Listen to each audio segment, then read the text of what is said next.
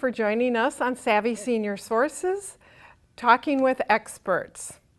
Let's take a moment and hear from our sponsors, GWG Life and Reverse Mortgages SIDAC.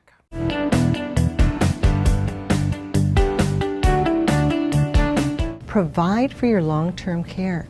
Convert your life insurance towards payments for long-term care. If you are concerned about future health care, you can convert your life insurance to pay for home care or assisted living. Health problems can be stressful enough without the added burden of financial obligations. If you feel that you no longer need your life insurance policy, you may want to apply the value towards long-term care.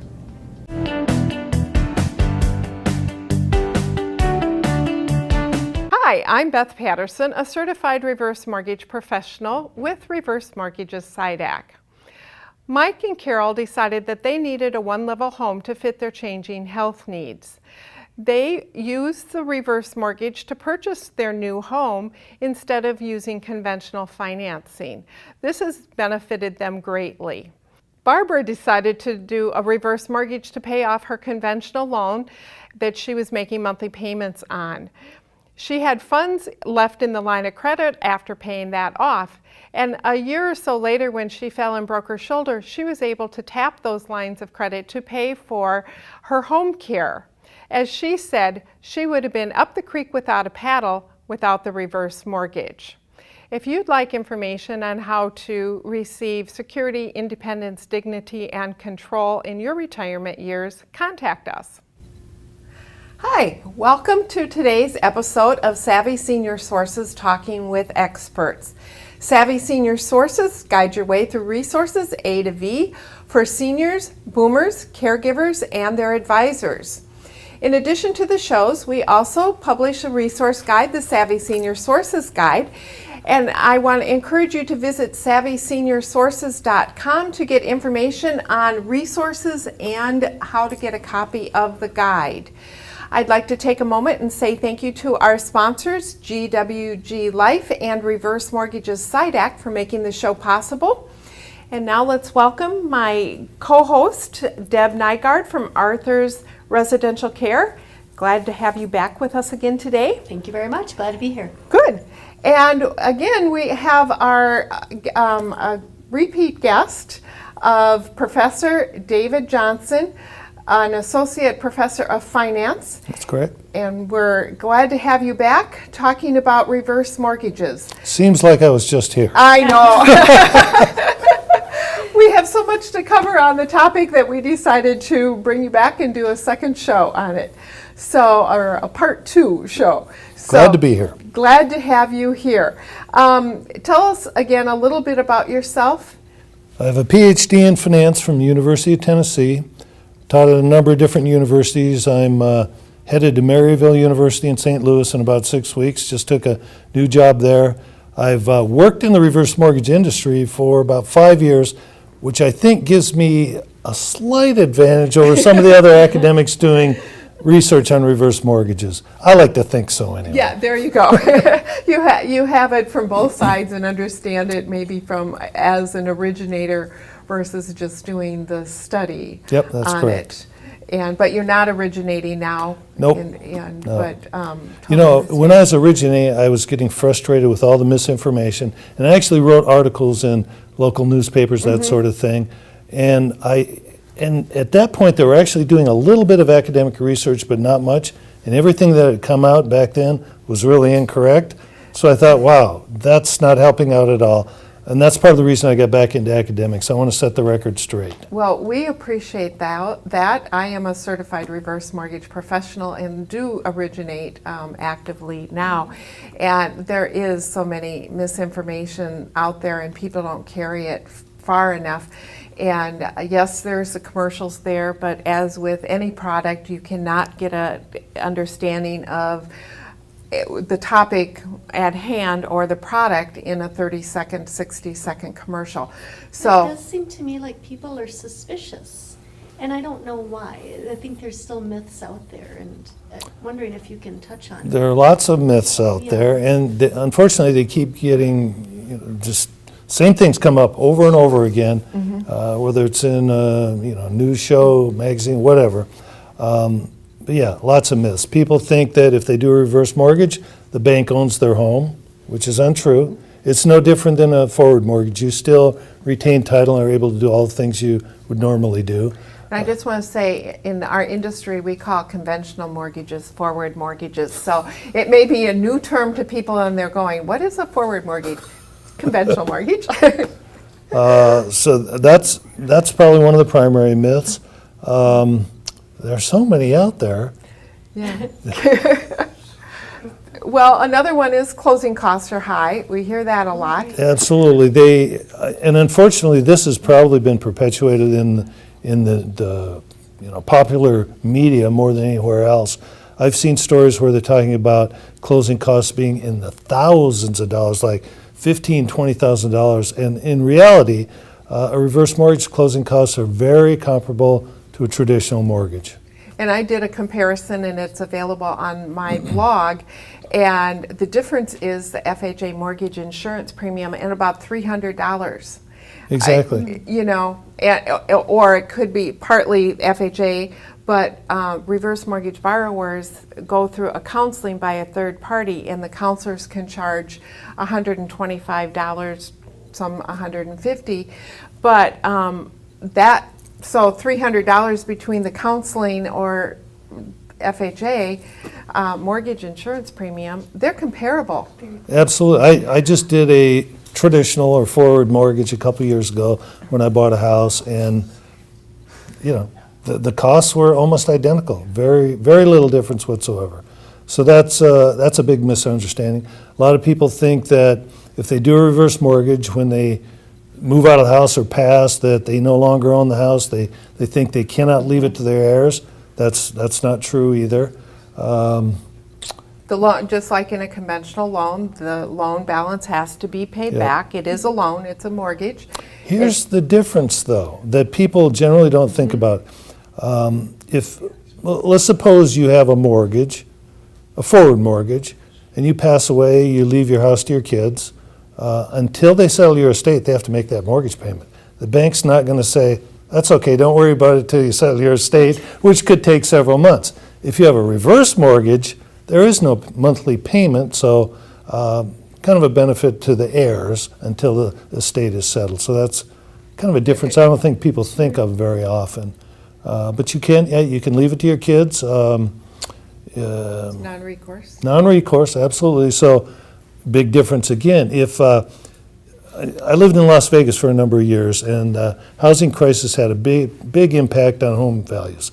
So there were a lot of people who were upside down. They owed more on their home than the home was worth. If they had a traditional mortgage and they passed, unless they could work out a deal with the bank wants full repayment. With a reverse mortgage, it's non-recourse, so the most that could ever be owed is what the value of the home is. So nobody is ever going to have to pull a single dime out of their pocket, whether it's the borrowers themselves if they choose to sell, or the heirs if they inherit the house. So that's a pretty huge benefit also. The other thing we often hear is that reverse mortgages are bad. And my neighbor said that they're bad, nobody should do them. And I always ask, well, what have you heard is bad about them? And so far, nobody's been able to tell me that they're bad. And I had a woman who called me. She was in tax foreclosure. She had not paid her property taxes. She did not have a mortgage on her home. And so she had a $300,000 home, owed $20,000 on her property taxes. They were about to foreclose on her. The county actually told her to explore a reverse mortgage. Well, her brother told her, no, reverse mortgages are bad, better not do it. And I offered to come visit and meet with the brother. Nope, he won't meet with you, he just says they're bad. She did not do the reverse mortgage. She lost her home and the $280,000 of equity that was in it beyond the property taxes. And that's a story that happens quite frequently, but never gets told in the news. Right. Which is so unfortunate. If people would just become educated and learn the facts, not what they read in the popular press all the time, but learn the facts about a reverse mortgage, then we can eliminate a lot of those situations. You know, I'm very passionate about reverse mortgages, and I guess I'm a little bit biased. Well, I'm a little bit biased because I did one for my parents. At the time, my dad was, he had terminal cancer, and he had a pretty short window, and he wanted to make sure my mom was taken care of. So we explored opportunities. This turned out obviously to be the best one.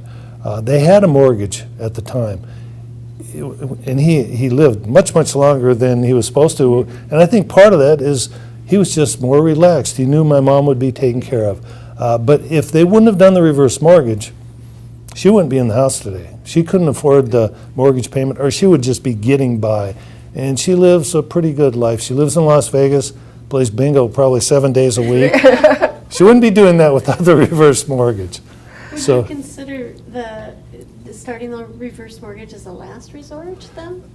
I don't think so at all. I think it should be used as a retirement planning tool. I mean, some people do the reverse mortgage when they're in that position. They don't have a choice. That's their only option. But I think people need to look at it more as a planning tool, learn how it works, how it could be of value to them, when it would make sense for them to do. And a lot of times people are going to come to the realization that it makes sense to do it right now for something that might happen in the future. So they can just set themselves up, protection in a way. So yeah, I think it's a great alternative. And some of the alternatives that have been kicked around for years and years, I don't think they're necessarily the best alternative for a lot of people. We often hear that reverse mortgages are a complex transaction. And my response is, what financial transaction is not complex? They're no more complex than any other financial transaction that we typically deal with.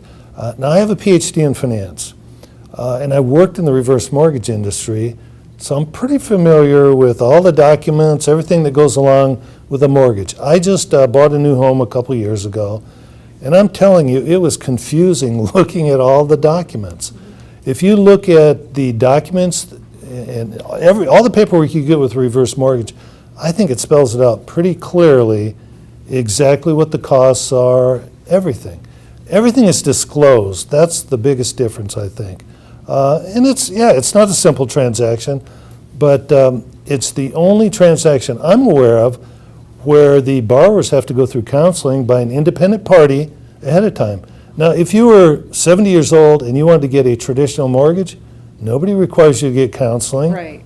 I don't understand, Yeah, so they can go get a conventional mortgage or forward mortgage or a home equity line of credit, HELOC, without the counseling and have to make payments, and that can cause problems if they can't make payments, especially if health issues come along, financial, if they even qualify is another issue. But and you never read any negative articles about the 80-year-old person who refinanced their home on a 30-year mortgage, and it went south. yeah, because she couldn't make the payments, and then it was foreclosed on the bank, and she lost her home.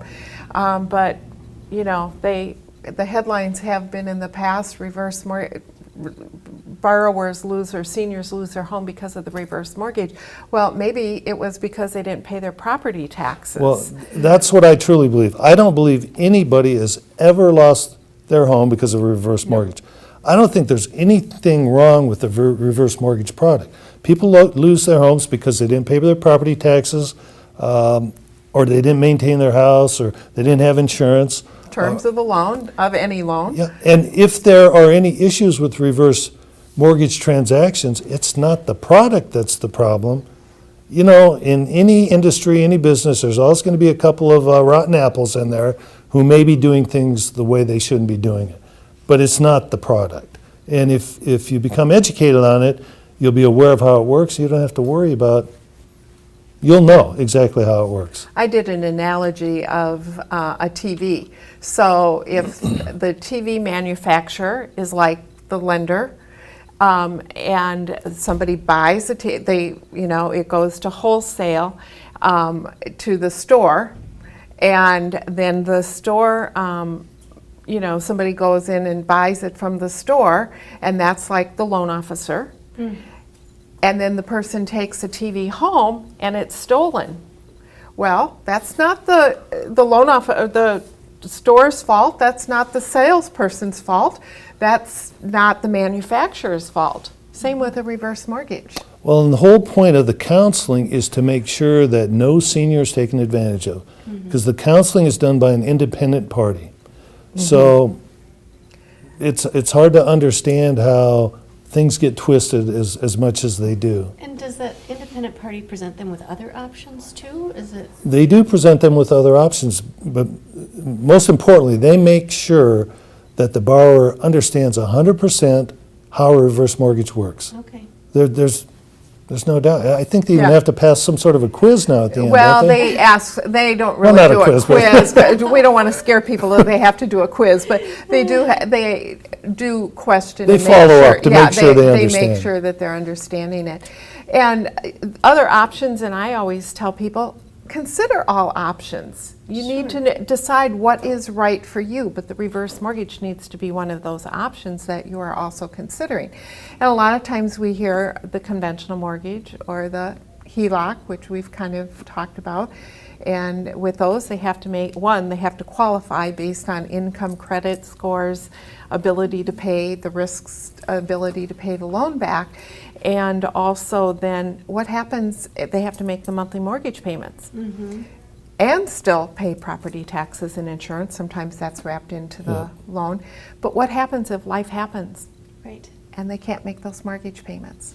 Well, in my mind, the best use of a reverse mortgage is as a supplement to your retirement income. Whether you use it right away or you put it in a line of credit, you use it when you need to use it.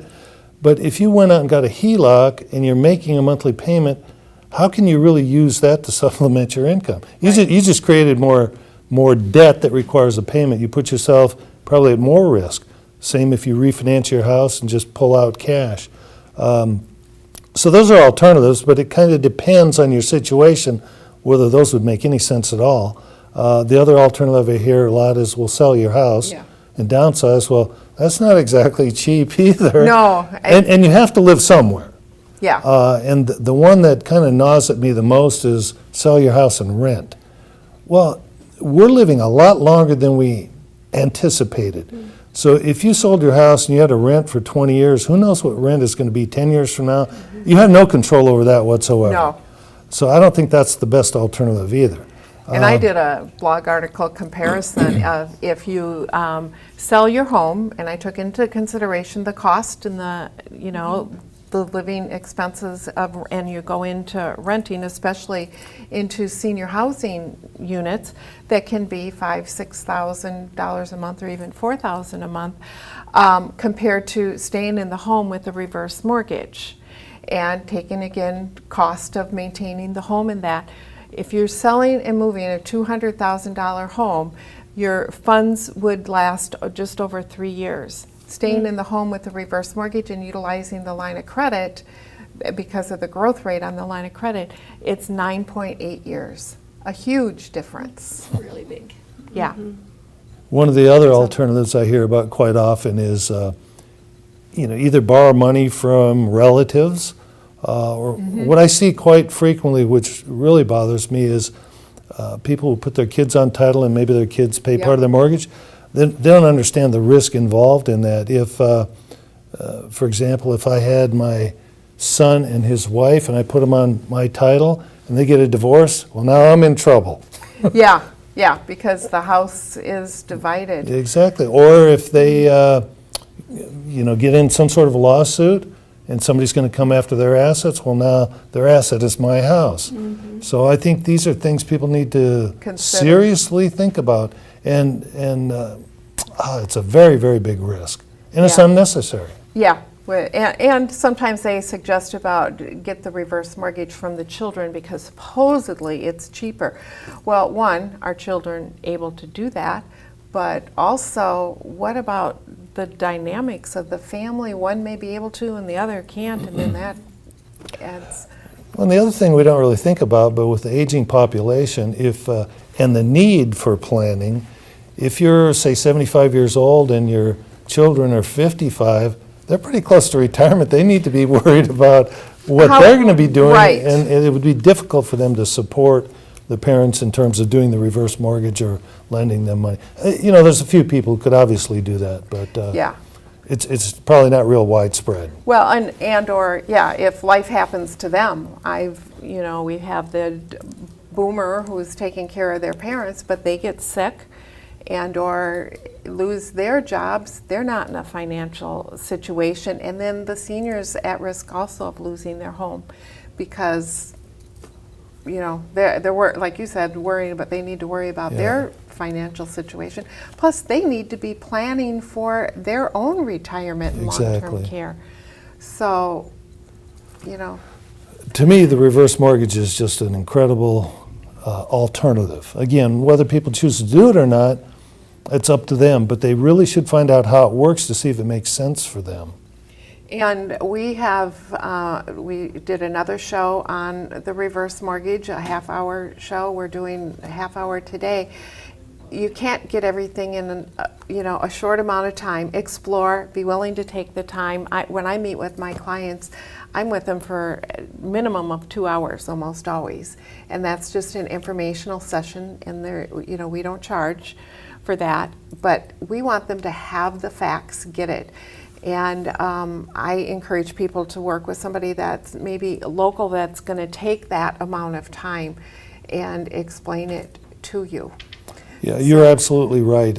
And that meeting you had with 2 hours, that might have just been the first meeting. Oh yes, definitely. And then the application is another 2 hours. Closing is generally an hour, but we talk to them on the phone. I do have a blog breaking down the amount of time that we spend in doing a reverse mortgage. There's a lot of time, but those people need to take that and ask the questions. One of the things I always say, do you go to the plumber if you're having health issues? No, you go to the doctor and you go to the specialist. So go to the reverse mortgage specialist, get the facts, and then you can decide what's right for you, just as if you go to the doctor with a health concern. You're right. There's no obligation whatsoever to go talk to a reverse mortgage specialist and get the information. And that's what people need to do. Don't necessarily believe everything you hear, no matter who it comes from. Because Right. it could be a financial advisor that really doesn't understand them, or a CPA, or an attorney. Talk to everybody you can, but definitely talk to a reverse mortgage specialist. Yeah. Can I ask, how would you recommend people find a reverse mortgage specialist they can trust? In the industry, we have a designation, certified reverse mortgage professional, and we go through extensive education and training and take a test, and the test is not easy. I've been in the business since 1999, and I took the test and I scored very highly, but it was a challenging test. So look for somebody that is a certified reverse mortgage professional that has that documentation.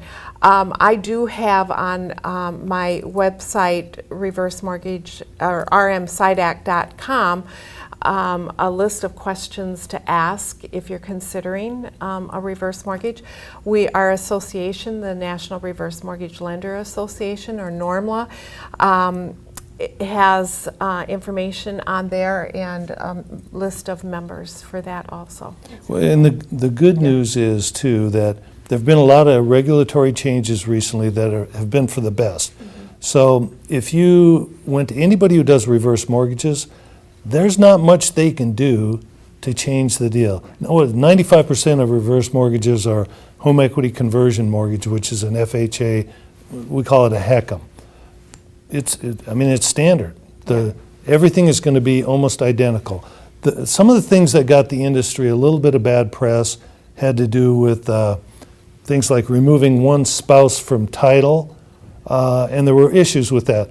Well, we don't have to worry about that anymore because they changed that. So they address a lot of the Exactly. issues that are out there and of concern, and it's not the way it used to be years and years and years ago. Now, if you go way back to the 80s, that's when I actually first learned about reverse mortgages, when I was working on my dissertation. it was totally different. When you do a reverse mortgage, they were called, I think it was reverse, maybe annuity mortgages, but there was an appreciation factor in there where the bank or the lender would share in the appreciation of the house. So if you did a reverse mortgage and your home value doubled in value, they're going to get part of that equity. But there was benefits to the homeowners. Oh, absolutely. Doing that, yeah. But a lot of the negative press came from things from years ago, and we have more protections. Okay, in conclusion, because we're out of time, get the facts about reverse mortgages, understand them, work with somebody who specializes in them, not just your regular mortgage broker that may think that they can do it. Make sure that's somebody that does specialize. And thank you again, Professor Johnson, for being with us and sharing your wealth of information and your passion, as well as my passion. Again, thank you to Deb Nygaard from Arthur's Residential Care for adding into the conversation and being my guest co-host. And again, I'm Beth Paterson with Savvy Senior Sources and Reverse Mortgages SIDAC, taking a moment to say thank you to our sponsors, GWG Life and Reverse Mortgages SIDAC. And don't forget to visit SavvySeniorSources.com for information on resources. Thanks for joining us today.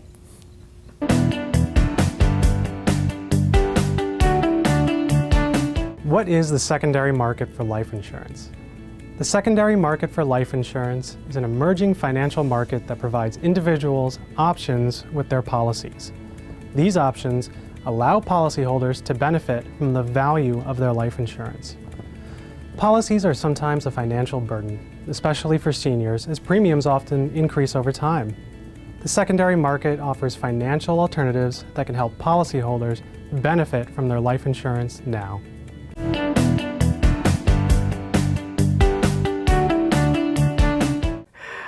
Hi, I'm Beth Paterson, a certified reverse mortgage professional with Reverse Mortgages SIDAC. Bob's wife passed away, meaning his Social Security income was cut in half. His financial advisor suggested he look into a reverse mortgage. With the reverse mortgage, he was able to take a dream vacation with his nephew, and oh, the stories that they can share. After Bob passed away, his niece shared the difference that it made to the whole family. Dorothy did the reverse mortgage in order to protect her other retirement funds. With her line of credit, she was able to travel, buy a new car, and do home repairs. Years later, she's still benefiting from the reverse mortgage line of credit and not having to rely on her children. For more information on how you too can have security, independence, dignity, and control, contact us.